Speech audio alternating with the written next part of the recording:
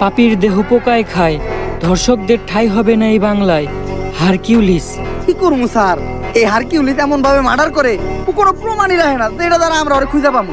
কিন্তু স্যার আমার কাছে একটা বুদ্ধি আছে যেটা দ্বারা আমরা হারকিউলিসের একেবারে হাতে নাতে ধরতে পারবো। এই শহরের সব ধর্ষক করে এক জায়গায় করেন, হারকিউলিস ওগরে মারার লেগা অবশ্যই আইব। তখনই আমরা হারকিউলিসে ধইরালাম আর ও মারাটা খাইব। বরবাদ, তোর কথা মতো এই শহরের সব দর্শক করে নিয়ে আইছি।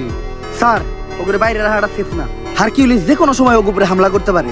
এক এক করে ওগো সবাই পিসের গোডাউনে ঢুকানোর ব্যবস্থা করেন।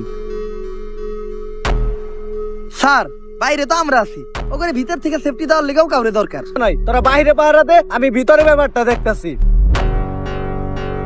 স্যার শেষবারের মতো একটা কথা শুনে রাখেন, পাপীর দেহ পোকায় খায়, ধর্ষকদের ঠাঁই হবে না এই বাংলায়।